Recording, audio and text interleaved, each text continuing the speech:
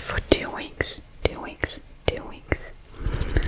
And the first thing, we're getting right into it. The first thing that I want to show you, I bought in the library of Trinity College, Dublin.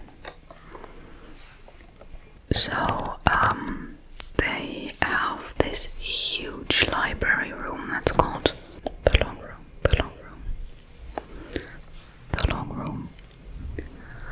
Unfortunately, there are currently no books in there because they're being restorated. But they have a gift shop where they sell beautiful pens like this one, and notebooks, pencils, scarves, t-shirts, sweaters, hats, everything.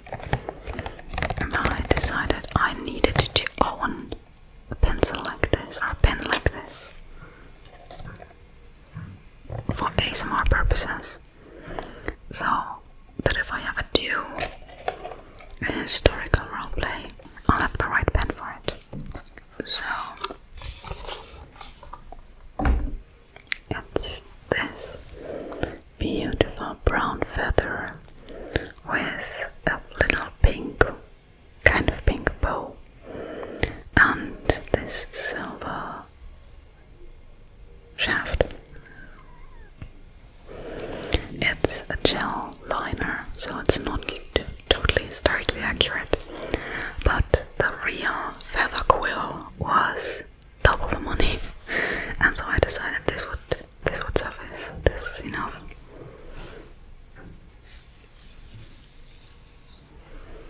And I have to be very careful not to destroy the feather. And at daycare as a little kid, we had those fake feathers, and I loved to grab them and then pull them down to separate all the feather pieces. And it itches in me to do that to this pen. But then it won't be beautiful anymore. Maybe I'll separate it like here for the aesthetic, I don't know yet. But that was the first item. Okay, next was a very spontaneous buy that you will see in countless videos in the future, countless roleplays. I bought a concealer, not that I needed one, but I discovered this makeup brand, which is called, if it focuses,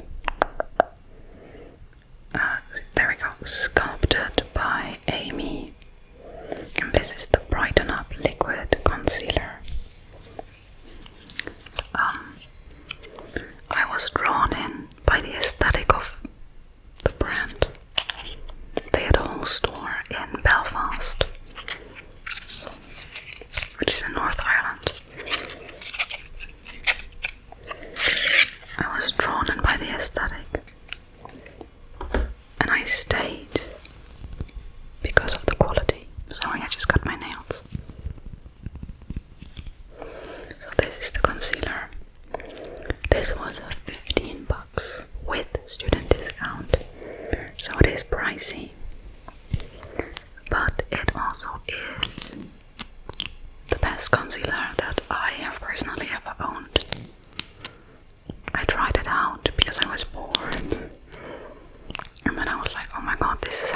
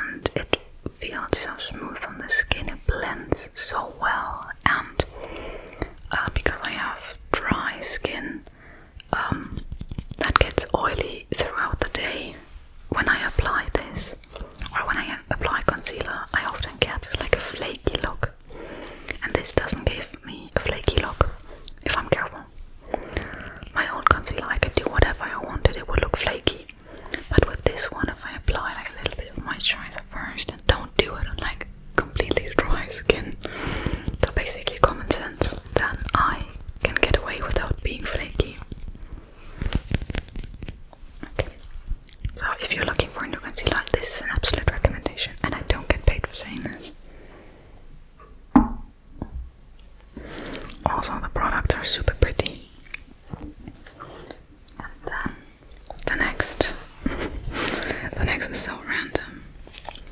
I think it'll make sense to you. Oh, this is like inside out. I think this will make sense to you in a couple of weeks. Right now you're probably thinking, oh, what the hell? Let me close one more button so that you can see what it looks like. Because if it's like all the way open, you can't see it. Okay. There we go.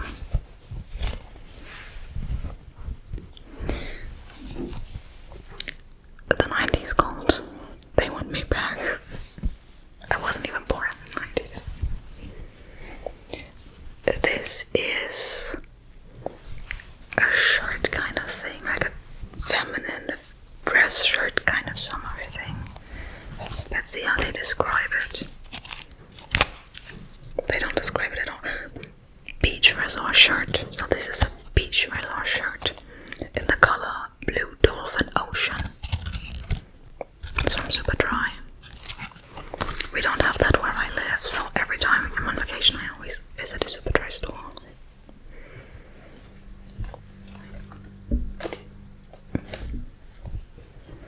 I got drawn into the Super Dry game because of my dad, because he loves the Super Dry clothes. And my partner jokes that Super Dry is like our family brand because we all wear a lot of Super Dry clothing exclusively bought on vacation. But yeah, this is like a shirt with buttons in the front. There we go, buttons in the front.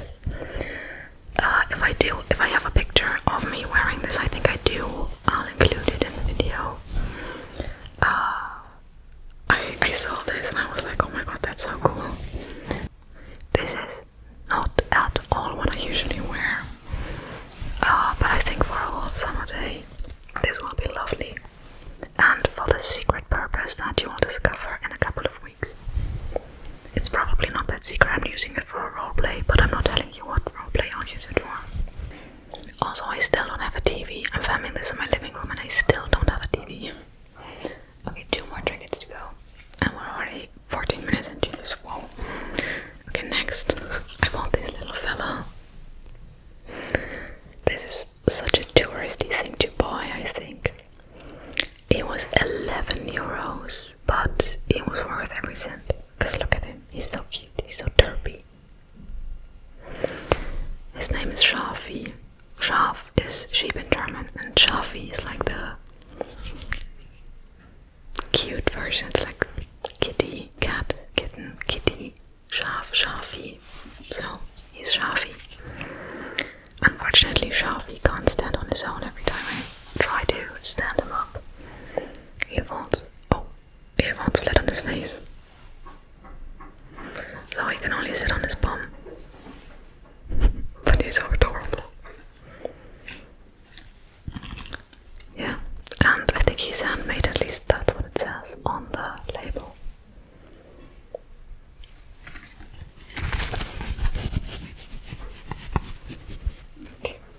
Schafi will receive his place, but for now, you shall sit here. Oh, I didn't even turn on my bookshelf. There we go. That's better. Okay, one more trinket. The last trinket is so random. Let me peel off the price tag. Okay. So, I don't know if you remember. I don't even know if I told you this, but I was in Copenhagen last September. And while in Copenhagen, I visited an H&M home decor store, and they had candles. And there was this one candle that I really, really liked, but unfortunately the only one they had left was like this big. And it was sold out all over the internet, so I didn't buy anything with that specific scent. But they had it in stock. I didn't want to buy anything because I'm not like I wasn't a huge fan of any of their other products, but I thought this candle, I was so angry about this candle being sold out last year, so I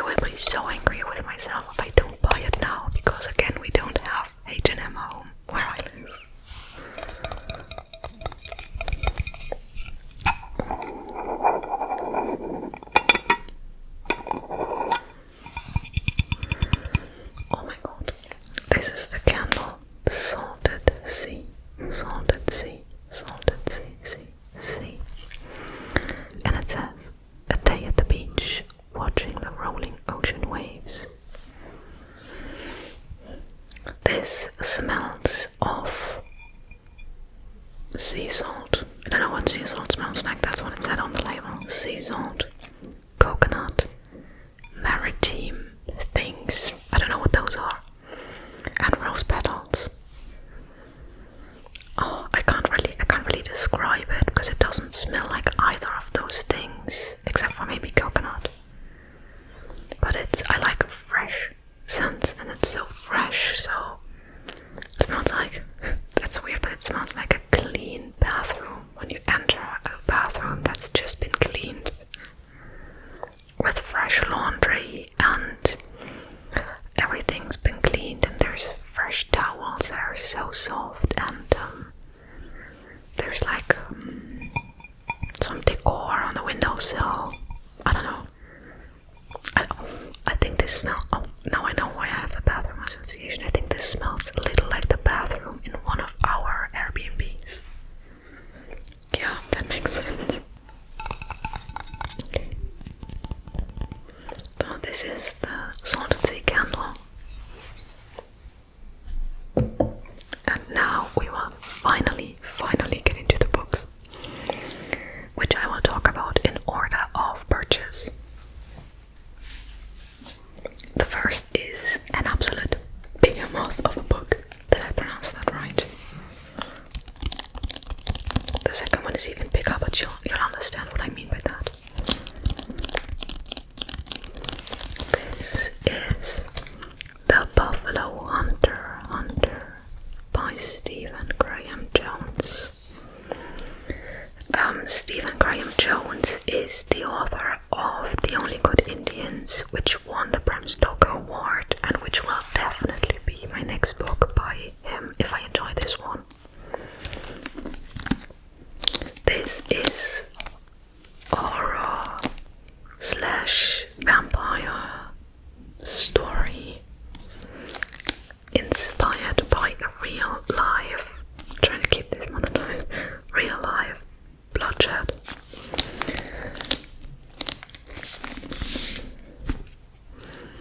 So it's about Etsy, who finds a journal written by her grandfather, and she sees her chance to discover the lost secrets of her family.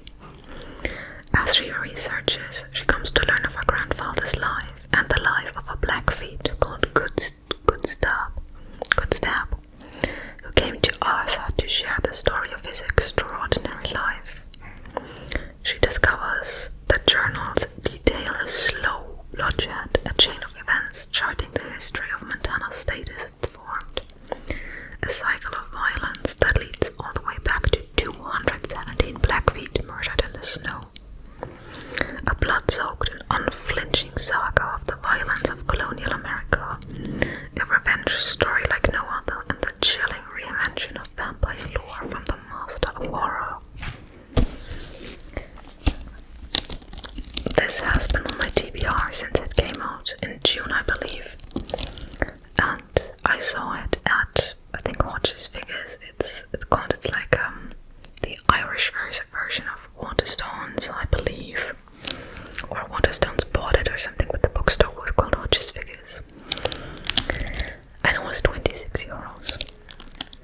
And I walked out of the store feeling that this was too expensive to buy because I could get it for 20 in Germany. But then I stood in front of the store and I was like, no, this doesn't feel right, I have to go back. So I did go back inside and I did buy it for €26. And I'm very, very, very excited to read it. I'm kind of in my horror era right now. I don't know what's up with that. I recently read Bat Eater. I don't know who the author is. Bat Eater and Other Names for Cora Singh, is it the name, I think? Which, if you're afraid of the dark, do not pick that book up. And I'm currently reading Slewfoot by Brom, which I am also enjoying very much. So yeah, but I've discovered that I like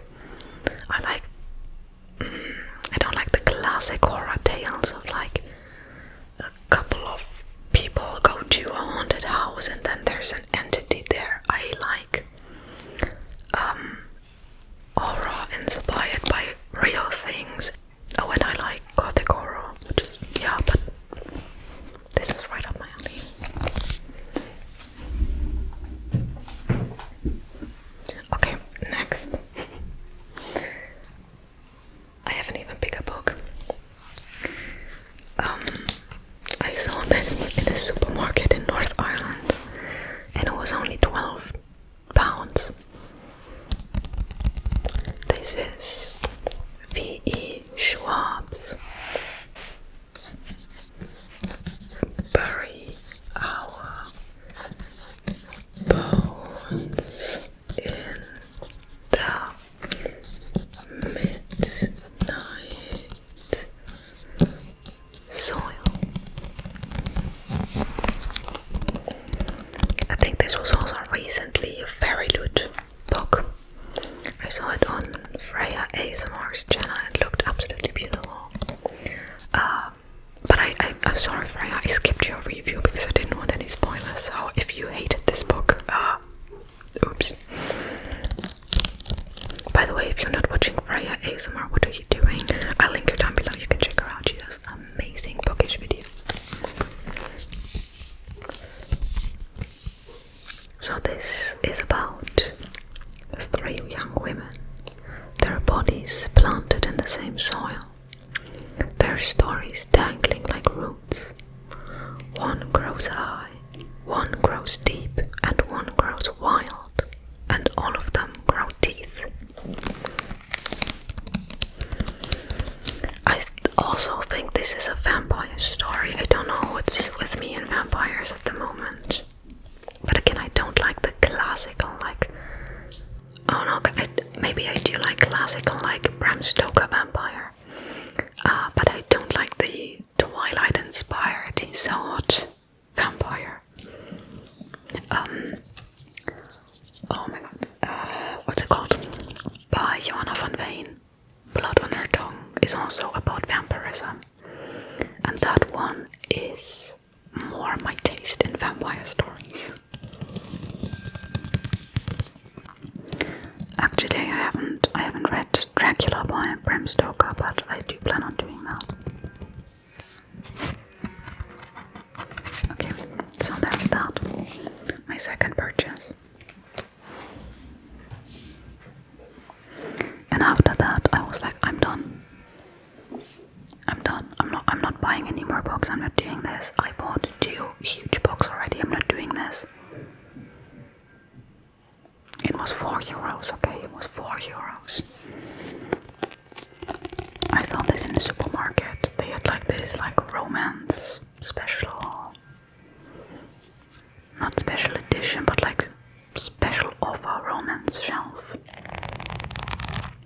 And this was the only one of the romances that I hadn't heard of before. All the other ones were books that I had heard of and that I wasn't interested in.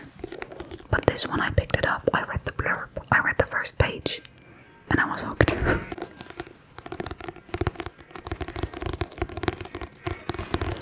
So this is Hate Mail, and it's about Naomi, I don't know how to pronounce her name. In German it's Naomi, but I don't, Naomi, and Luca.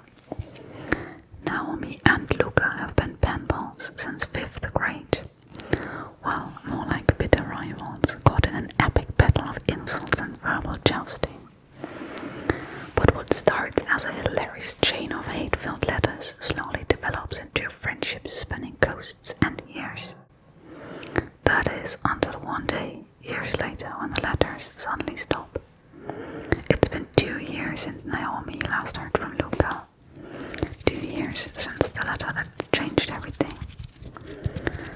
But when a new envelope turns up out of the blue at her desk at the local news station, Naomi is determined not to let Luca have the final word. Yes.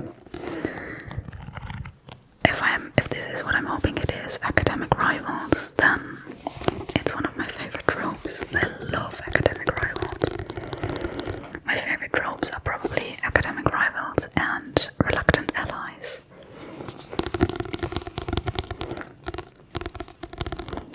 I think they're like pretty similar, because they're both about people who have more in common than they don't, but for some reason they don't like each other, or they're on opposite sides. So academic rivals, obviously, they're both probably smart people and they both have the same goal probably, but they don't like each other because they're competitors. And with reluctant allies, it's like they have a common goal that they can achieve together, but for some reason reason they're on opposite sides, or it's not the first option to become an ally to the other person. So this like working with someone that you don't want to work with, or working against someone then when you have a common goal. That's like something that I really, really like in books.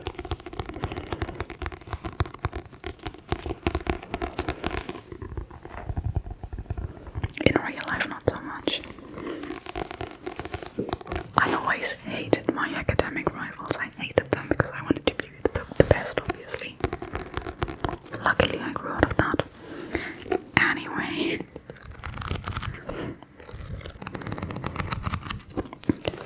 Yeah, there we go.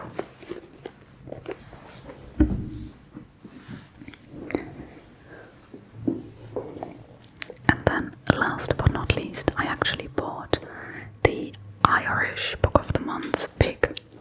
I saw this in Cork, and it was advertised as the Irish Book of the Month, and I was very interested in it, so I wrote it down to buy at home. But when I looked it up, on my last day of vacation, I discovered that you can't buy this in Germany. Or you can, but only for double the price. So I bought it in Ireland because, you know, why not? And this is the one that I will be reading next after completing Snowford. This book is called Sunburn, and it's by Chloe Michelle Howard. The last one was by Donna Macchietti, by the way.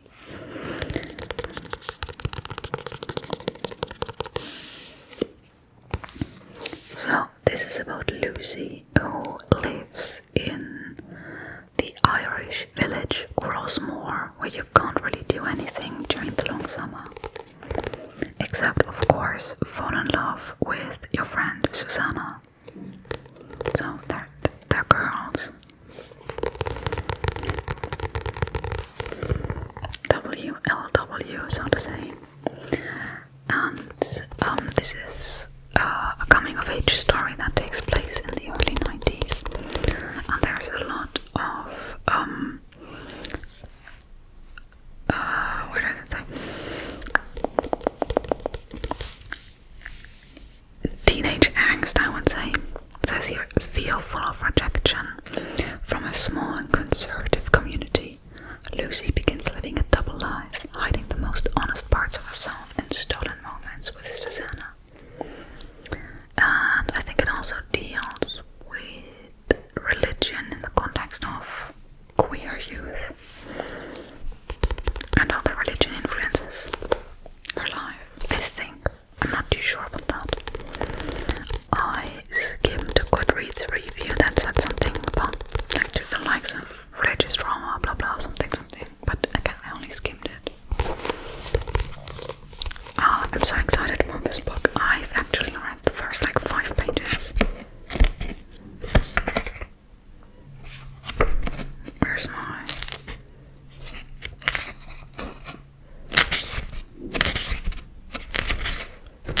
Yeah, the first 18 pages. And so far I've really enjoyed it.